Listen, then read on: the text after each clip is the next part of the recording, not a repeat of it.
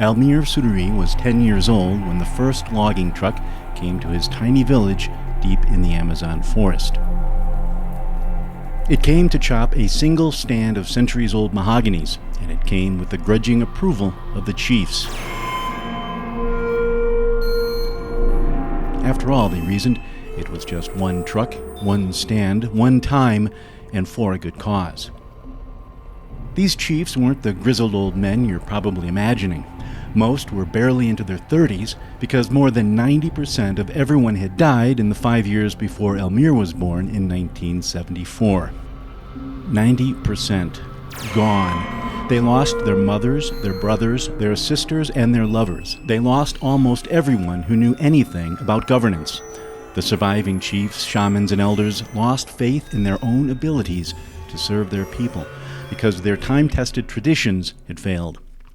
Prior to 1969, Brazilian authorities categorized Almir's people as an uncontacted tribe of the Amazon, but in reality, they had contact, sometimes peaceful but mostly violent contact, with neighboring tribes, rubber tappers, and even Brazilian explorers going back decades. One of those neighboring tribes called Almir's people the Suduri, but Almir's people called themselves the Paitea. In the regional Tupi dialect, Suduri means enemy, while Paitea means real people. Due to a miscommunication, the Paitea were entered into the lexicon of indigenous people as Suduri, or enemy, in the lead-up to their first contact with Brazilian authorities, which took place on October 7, 1969. Today, their name is hyphenated, Paitea Suduri.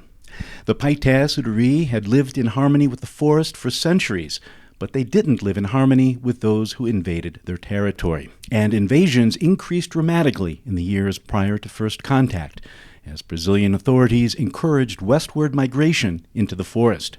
It was a bloody period, and the Paitea Suduri held their own in combat, but they couldn't hold their own against European diseases such as smallpox, measles, and the flu. That's what got them in the end. The elders died and kids became chiefs. One of those kids was a 17-year-old named Itabira, who learned to navigate the outside world of Brazilian society as the world in which he'd grown up disintegrated. By the way, if you can't find any of this online, it's because it's all original reporting and my book hasn't been published yet. Anyway, Itabira realized early on that to save his people, he had to push the Paitea Suduri and their struggle into Brazilian awareness. To do that, he and other chiefs stopped fighting illegal loggers and started colluding with them to finance trips to Brasilia, the capital of Brazil.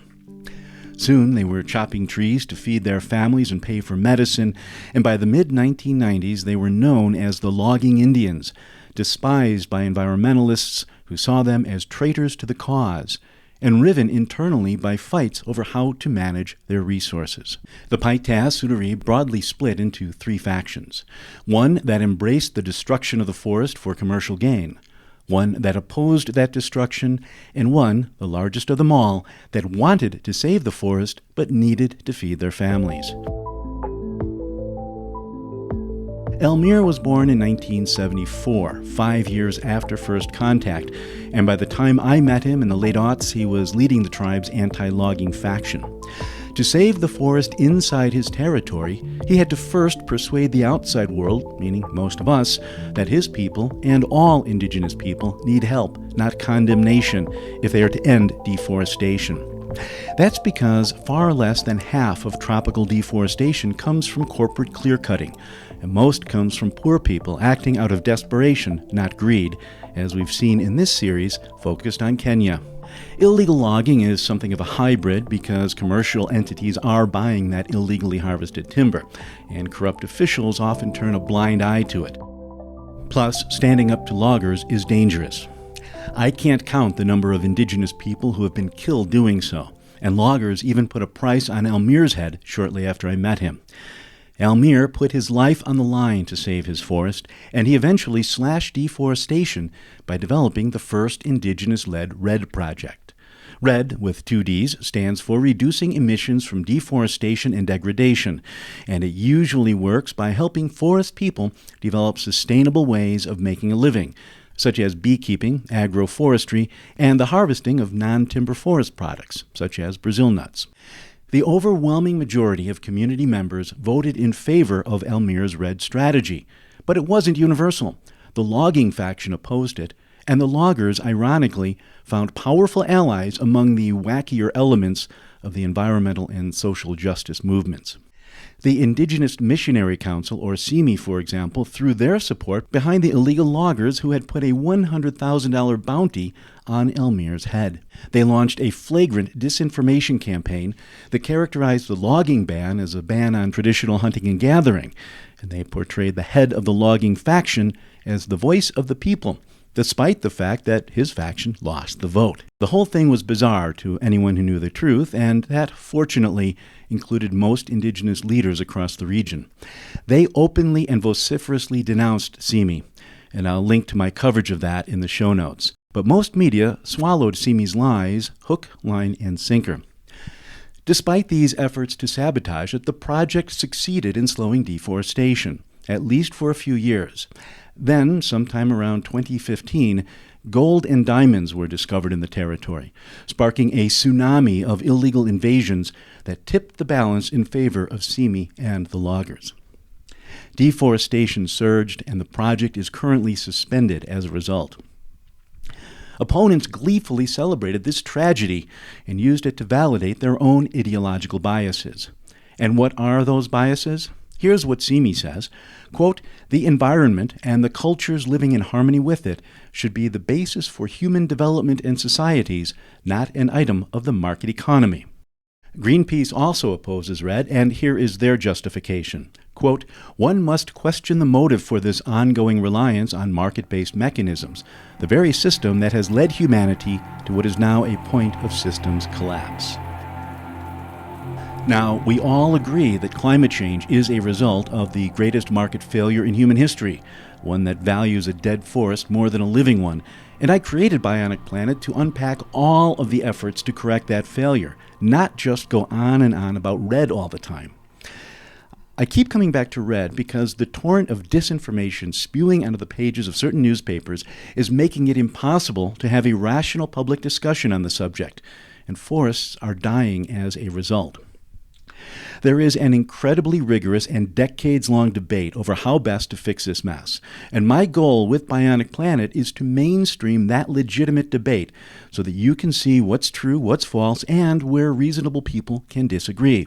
Everyone should be free to express their views, but no one is allowed to support their beliefs with opinions disguised as findings or with half-truths, innuendo, and facts that are cherry-picked, decontextualized, and distorted, which is what SIMI, Greenpeace, and a lot of those opposed to market mechanisms and the whole ESG movement do, as I pointed out in episode 77. I mention all this because I ran into Elmir at year-end climate talks in Dubai, and he's still fighting for his people's forest and still arguing, rightly, that we all need to support people on the front lines of the climate challenge. Finance is one way we do that. I'll link to stuff I've written about the Paita Sudari in the show notes, but for now, the main thing to keep in mind as you listen to today's show is that all of these efforts involve real people in real communities facing real challenges that need our support. That gets lost in a lot of the abstract discussions and technical terms we throw around, such as, for example, our tendency to differentiate between climate benefits and co-benefits. Climate benefits are the reductions or removals of greenhouse gases, while co-benefits are the social, economic, and biodiversity impacts.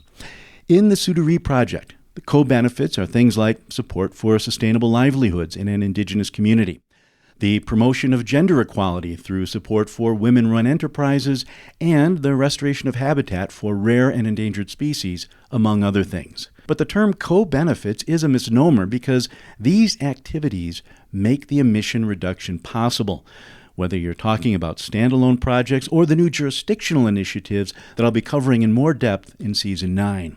Today's guest, Geoffry Mwangi Wambungu, is the lead research scientist at the Kasigau Corridor Red Project. And we sat down to discuss the project's theory of change, another of those buzzwords that leaves people cold. In the midst of our discussion, he said something profound. In our theory of change document, we actually recognize what we are calling core benefits. CO as core benefits. CORE. So it's not co-benefits, it's Yes. core benefits. Core benefits, particularly for a project like ours. These benefits are increasingly being recognized as core and essential to achieving the climate objectives. Man may be unwittingly changing the world's climate through the waste products of his civilization. There's a group of us now who are proposing that the Earth has actually entered a new epoch, and that is the Anthropocene. We know that the enemy is carbon, and we know its ugly face. We should put a big fat price on it, and of course, add to that, drop the subsidies. Earth. We broke it, we own it, and nothing is as it was. Not the trees, not the seas, not the forests, farms, or fields, and not the global economy that depends on all of these. But we can restore it, make it better, greener, more resilient, more sustainable. But how? Technology? Geoengineering? Are we doomed to live on a bionic planet, or is nature herself the answer? That's the question we address in every episode of Bionic Planet, a podcast of the Anthropocene, the new epoch defined by man's impact on Earth.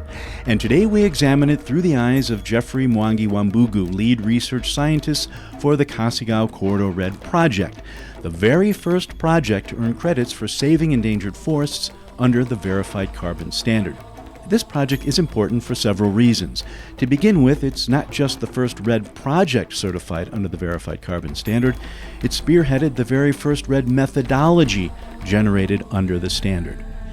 It also faces an uncertain future because Vera retired that methodology last year in favor of one that's less subjective. Methodologies, as we learned in episode 81, are like recipes for mixing existing tools to create a new project. Methodologies are built with the best available science, established through multiple iterative rounds of expert review and public consultation, and they're designed to update over time as realities change and science advances. Under the new methodology, which again we'll explore as the season unfolds, this project will get less credit for reducing deforestation. But it's also not getting credit for activities like the ones we learned about in episode 90. That's where we met George Thumbi. The same carbon project pays for the tree nursery he runs and the training he conducts, but it gets no credit for the carbon those activities capture, for reasons we'll touch on today. As this series unfolds, you'll see the question isn't whether the project is or isn't having a positive impact. It clearly is. The question is how big that impact is. We'll pick that up later today and expand on it in later episodes. But first, to Geoff.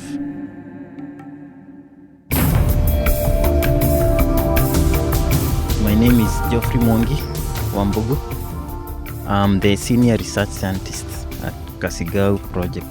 Under me, I have a social scientist and a biodiversity scientist and 2 data clerks.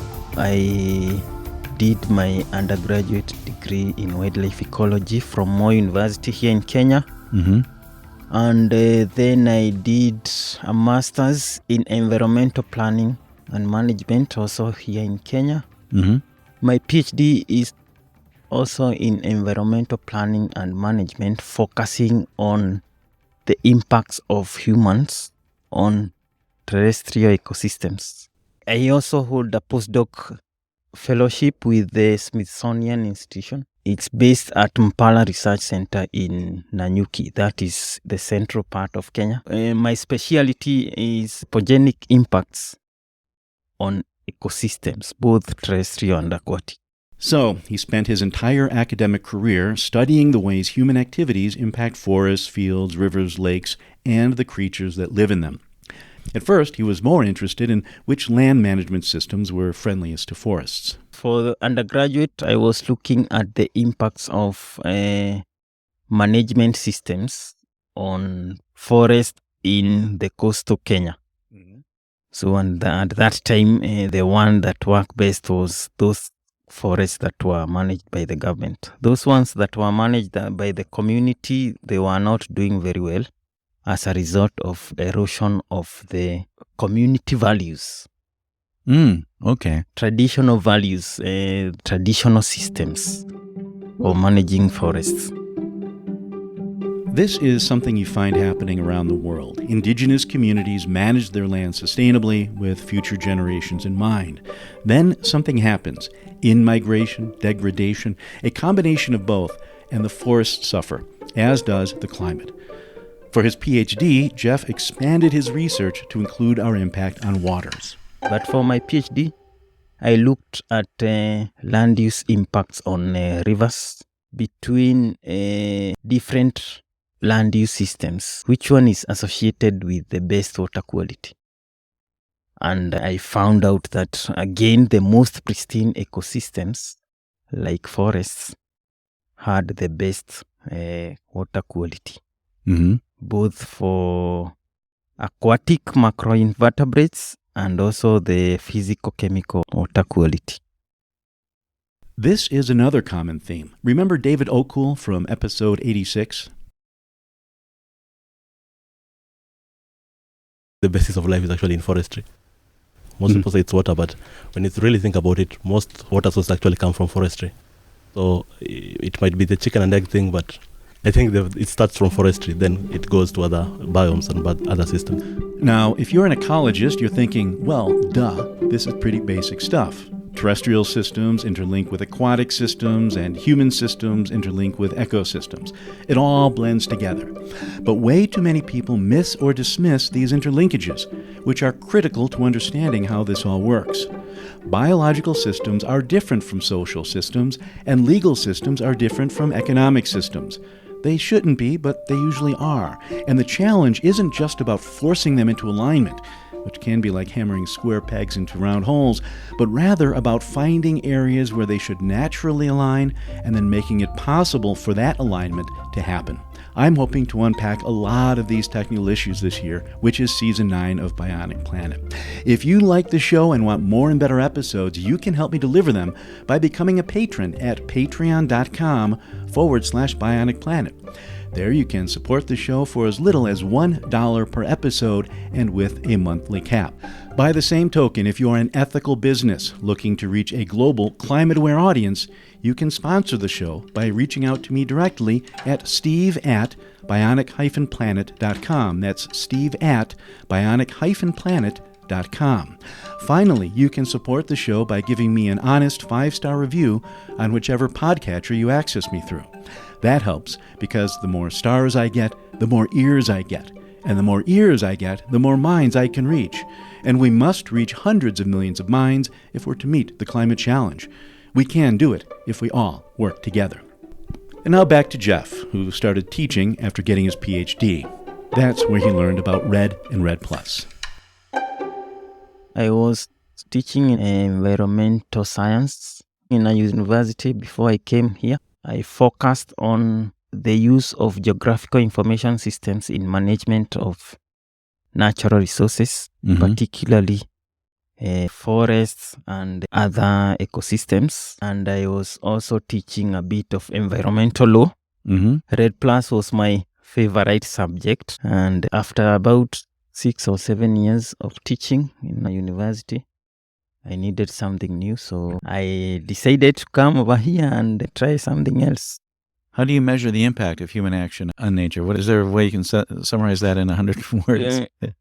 Okay, there are many ways of doing that. There is a wide range of methods that you can use to measure the impact of humans on ecosystems. One of my favorite ones is to check on species diversity. And usually you can compare a pristine habitat and one that has got some form of anthropogenic influence. More often than not, you find that an ecosystem that has been disturbed has a poorer species diversity. And this can be found also in our ecosystems here. There is one ecosystem that we've been measuring for the last 10 years, the mountain. So we have plots along the elevation gradient, and preliminary analysis of that ecosystem shows that areas that are more disturbance are attributed to poorer species diversity.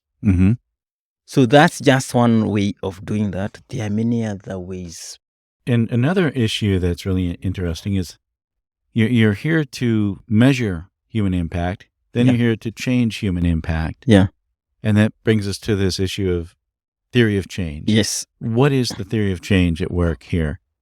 Okay. A theory of change is a hypothesis or a roadmap of how a project intends to meet its objectives. For example, if you are coming from Chicago to Kasigau, you are going to take a taxi to the airport, then you take a flight to probably somewhere in Europe, change your flight, then fly to Nairobi, take a train.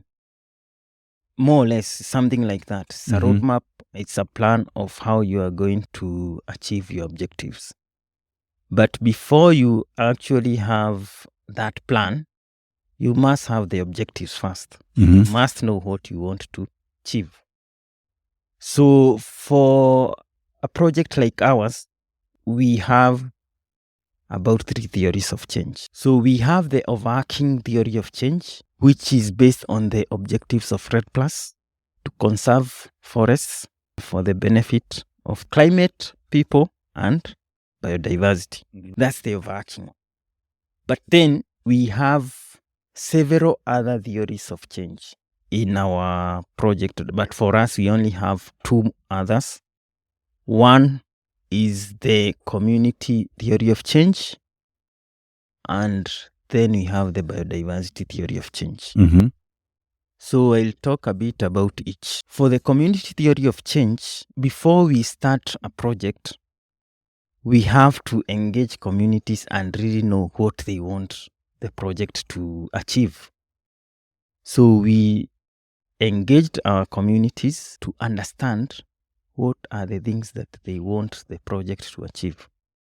So I'm sure you have heard about the locational carbon committees. Yes. We'll learn about locational carbon committees, or LCCs, in later episodes. But the gist is they are locally elected committees that engage the carbon project and decide things like how the community spends its carbon income. Keep in mind, these are communities, not monolithic entities. They're comprised of farmers and pastoralists, Luya and Maasai.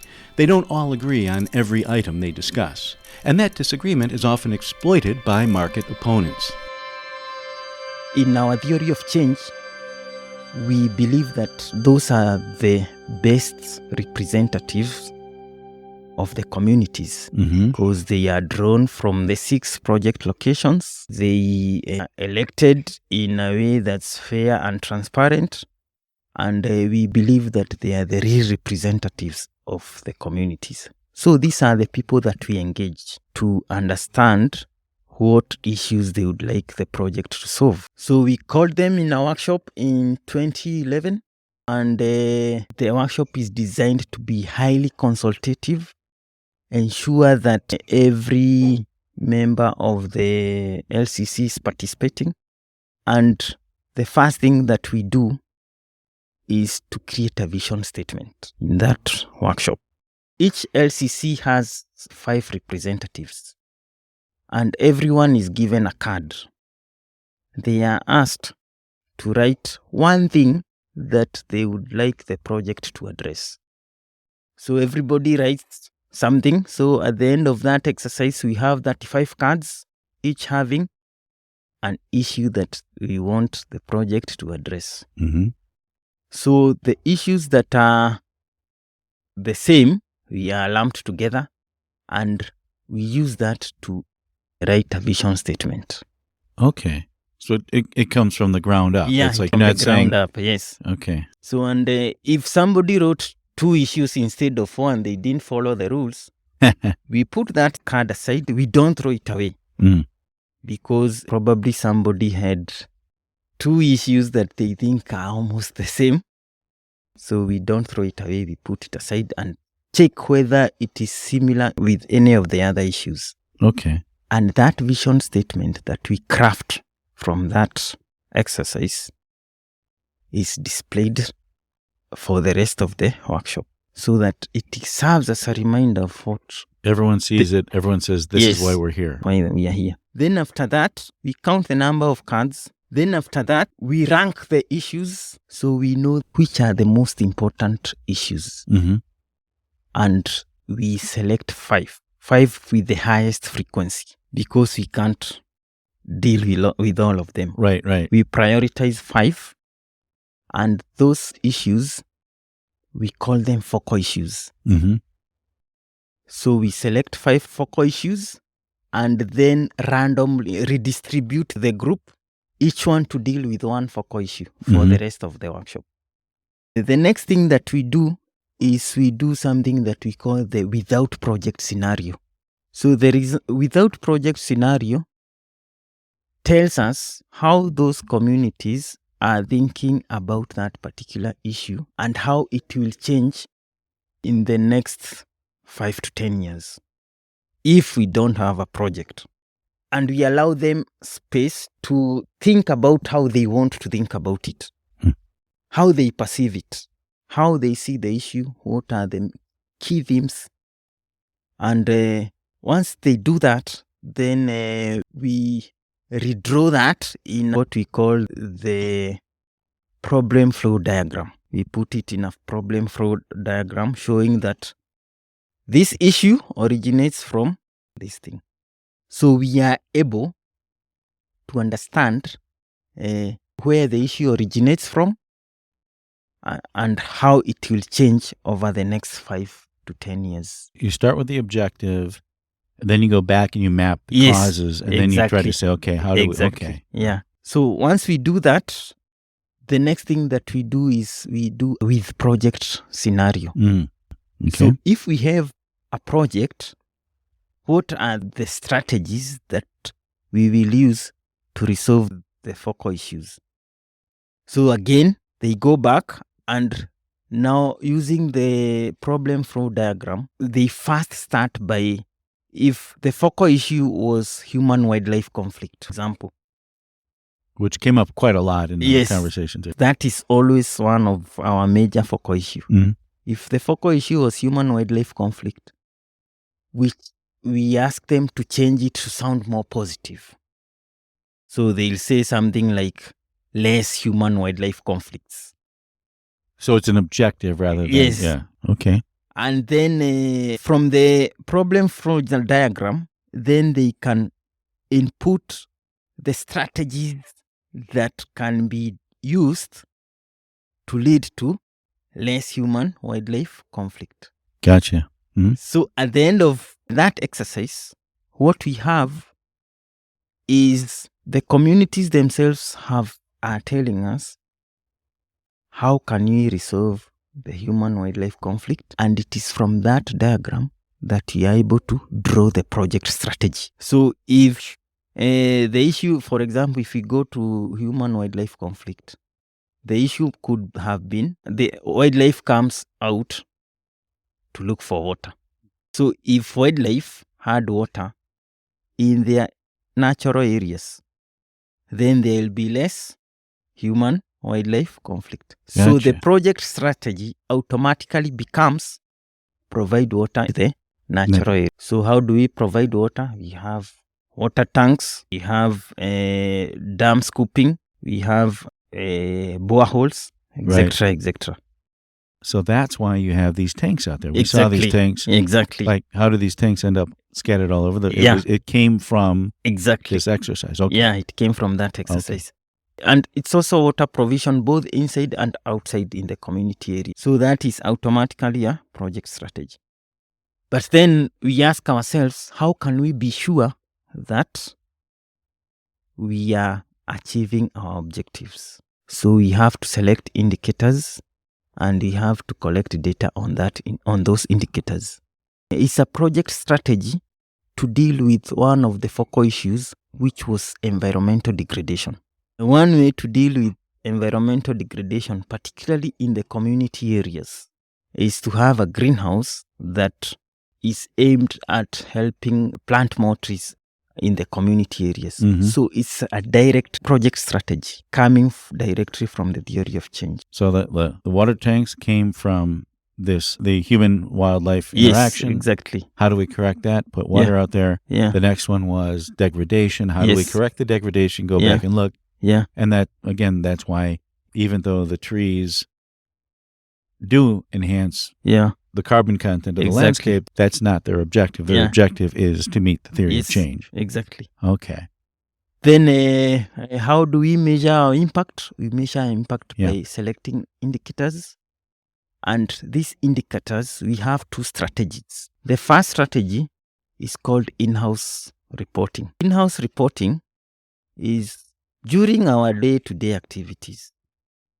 We task them with collecting data. For example, one of the indicators we use is bursaries. Bursaries, yeah. Bursaries to address a focal issue that was poor education. They wanted kids to be more Right. to access education. So bursaries automatically becomes one of the ways to address that. Again, education became a focal issue because the communities wanted it. As we learned in episodes 87 and 88, one reason people were chopping trees was to pay for college. Bursaries or scholarships removed that need. I mentioned earlier the current methodology is being retired in favor of one that's more standardized, while the ultimate objective is to move towards jurisdictional crediting. I'm worried that this, combined with sloppy media coverage, will create so much confusion that people give up on conservation finance. If that happens, the people we're meeting on Bionic Planet will end up suffering the most, and deforestation will surge. I'm working on another episode that should clear some of that up. It looks at the origin of current methodologies under the Intergovernmental Panel on Climate Change, or IPCC. Back in the 1990s, the IPCC identified several land change models that accurately projected deforestation around the world. They concluded that all of the models they looked at worked, but they didn't all work the same in all circumstances. The world's leading land change scientists basically agreed that there will always be a degree of subjectivity in how models are selected and applied. You'll learn how they overcame that later in Season 9, but for now, let me just throw an analogy at you. The same one I made in Episode 75, medicine. We don't expect doctors to treat all patients and all diseases with the same medicine. But for some reason, people expect a simple model to emerge that accurately predicts deforestation in all forests under all circumstances.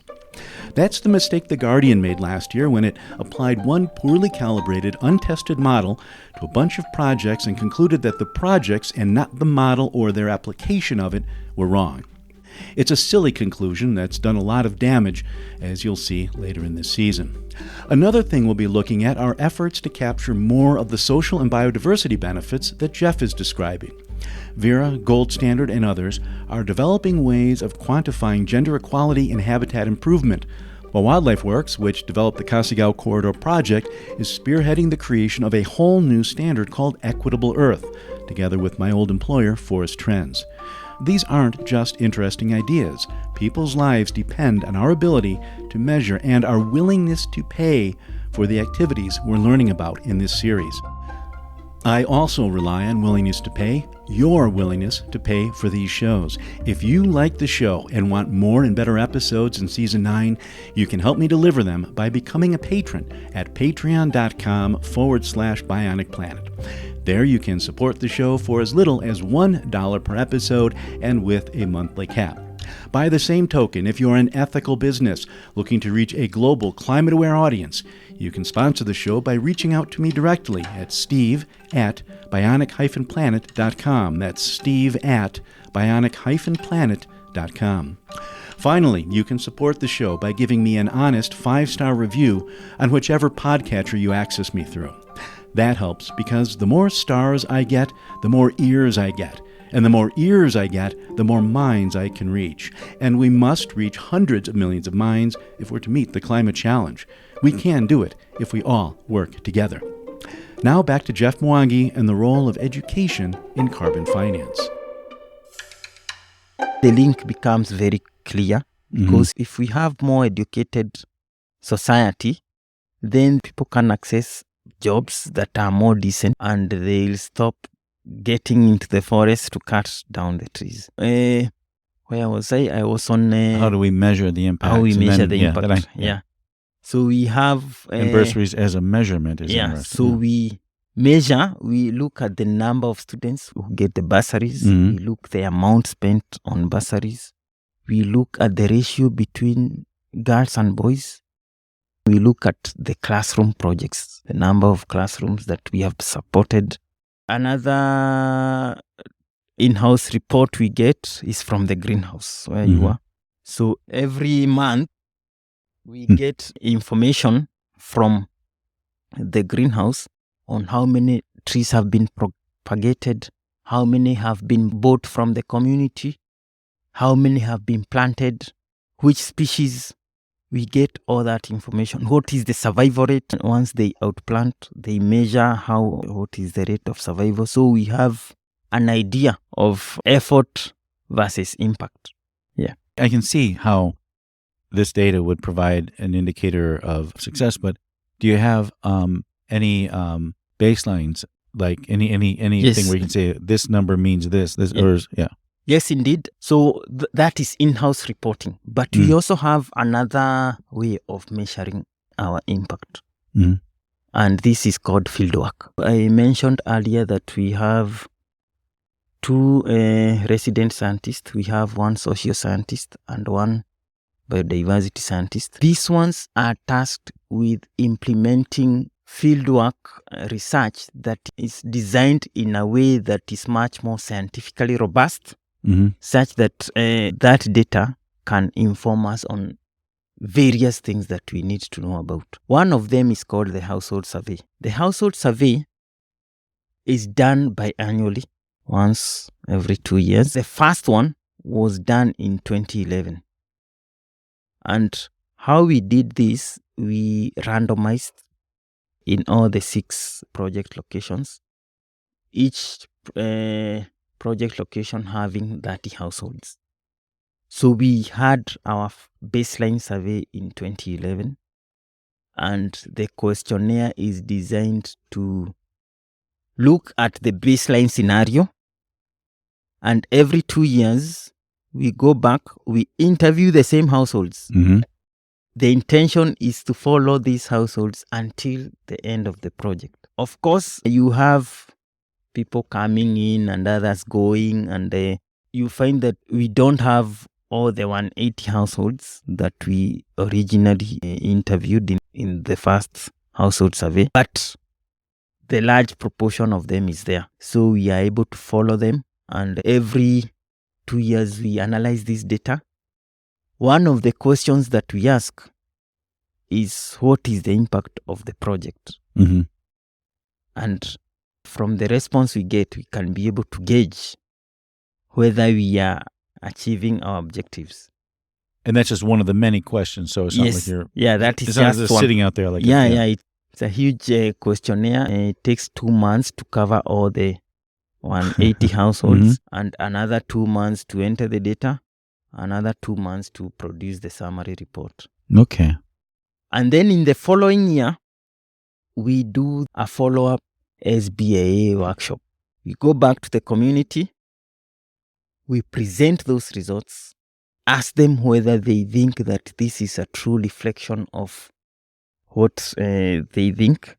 And from that, then we can always use adaptive management to design, remodify, and change a few things, tweak a few things here and there to ensure that we align better and we have better results in the next iteration. What kinds of adaptations have you had to make?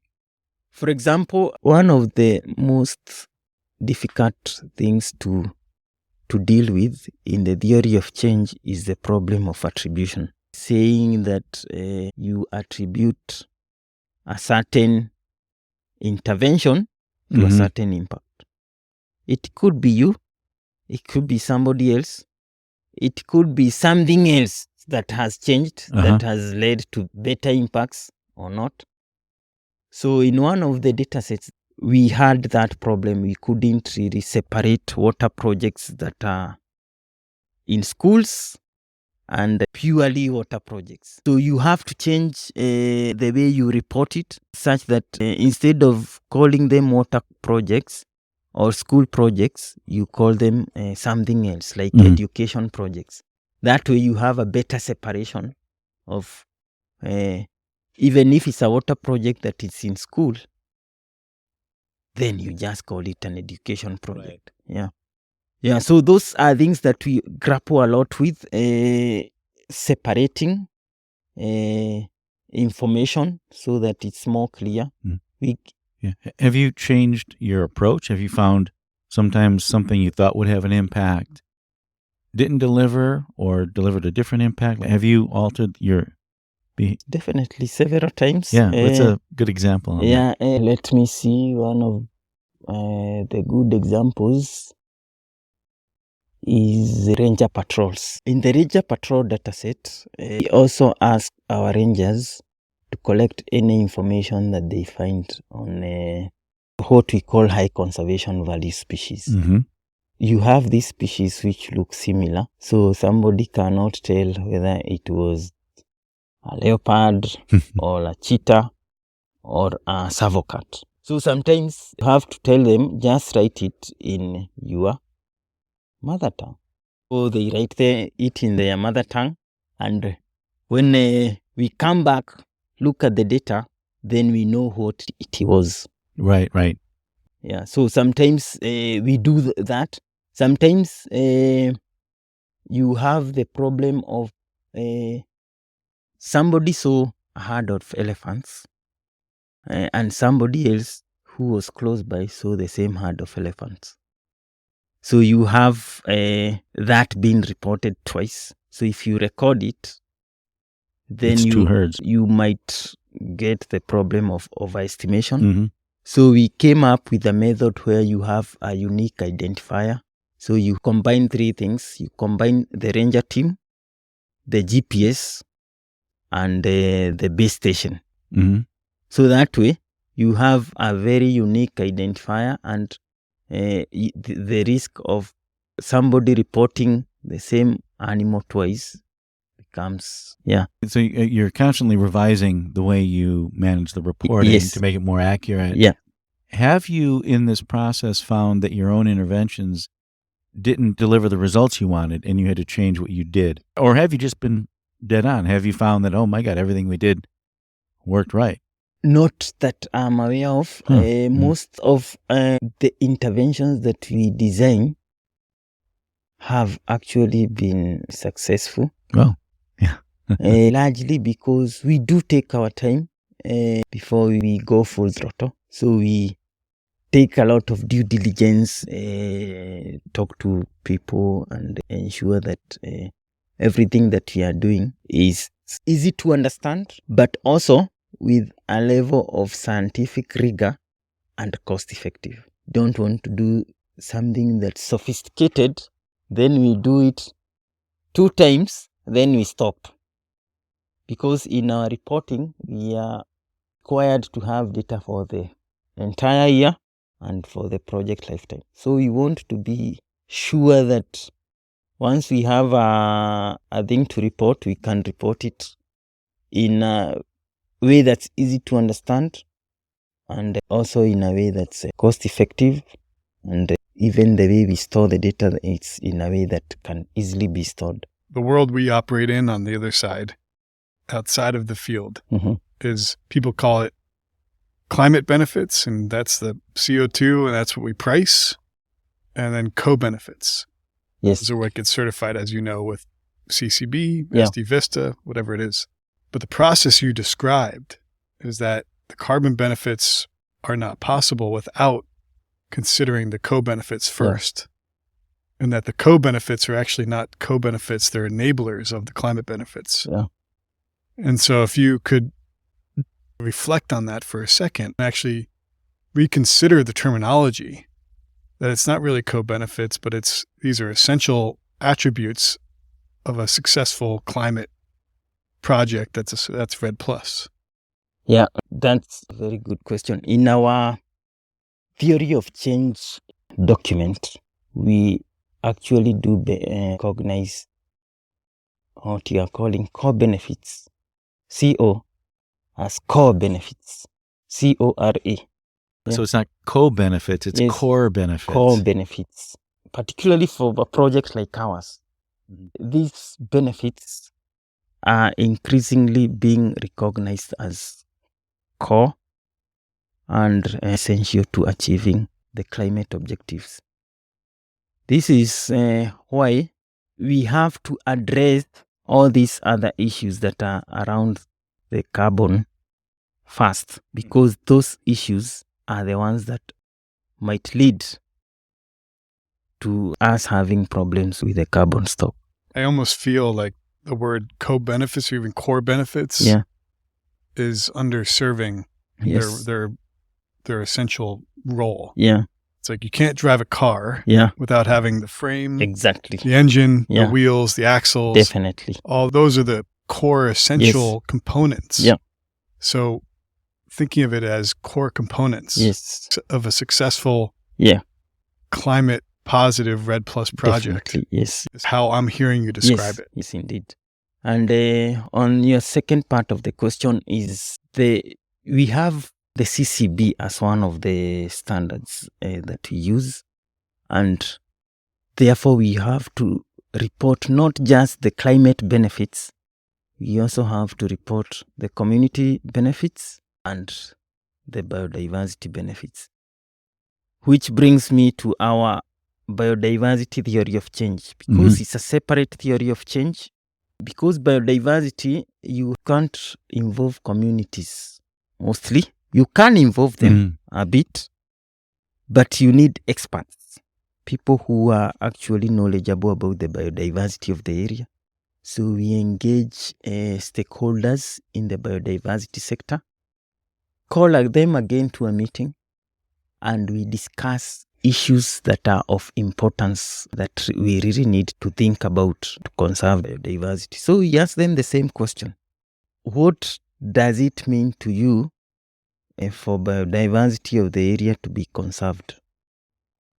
What are the things that we really need to look for? And so they give us things that they think we need to look for. And for biodiversity, we have 4. We have habitat management, so ensuring that we have vegetation cover. We have safeguarding high conservation value species. Human-wildlife conflict came again in the biodiversity theory of change. And the last one was corridor maintenance, ensuring that the corridor between east and southwest remains open.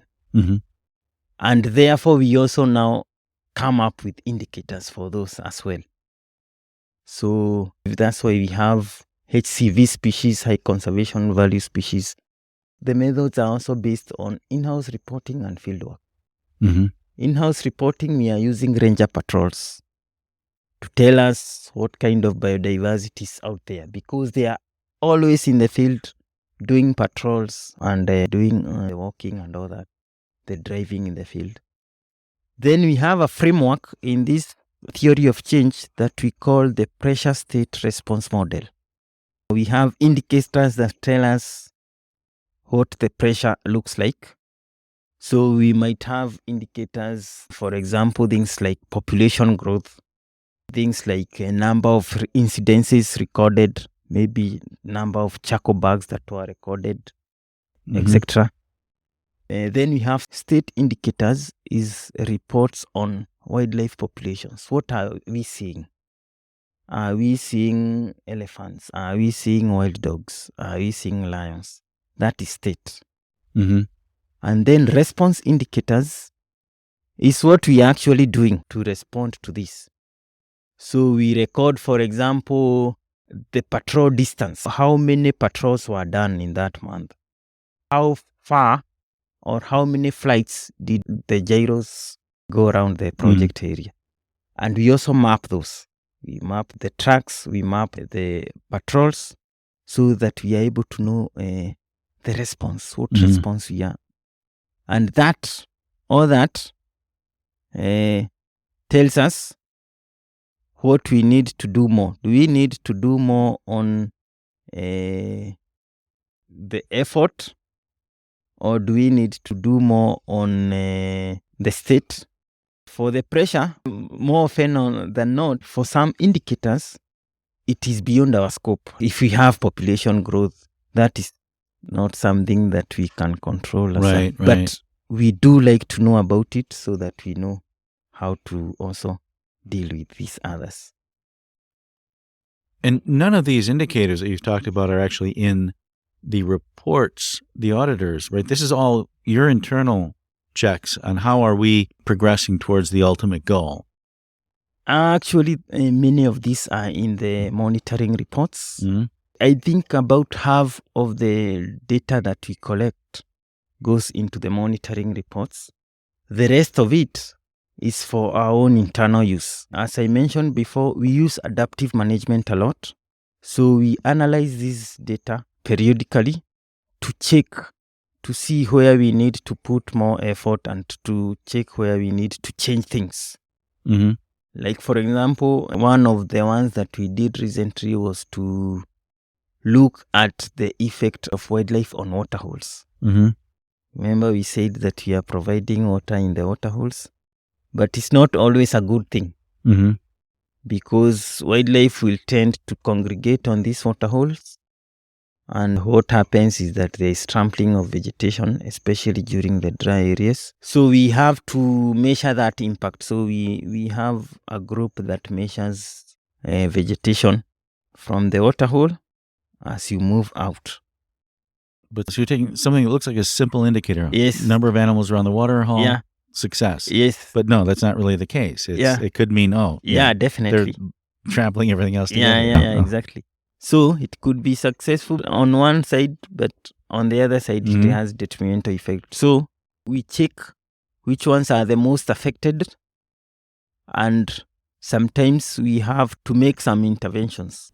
Last month, I think we closed some of the waterholes Mm-hmm. to allow wildlife to go to waterholes that are less degraded.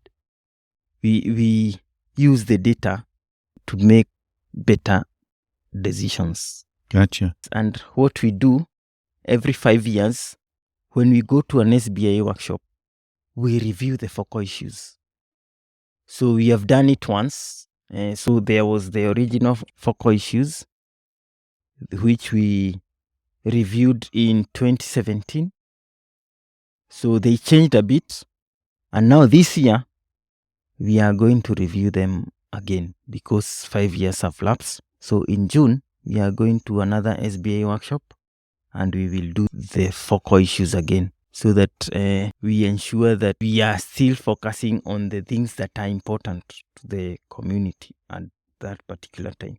So focal issues change over time. Sometimes they become less important because of maybe something changed. They found that this is no longer a focal issue, or maybe we have addressed this focal issue enough. So maybe we need to change it after 5 years.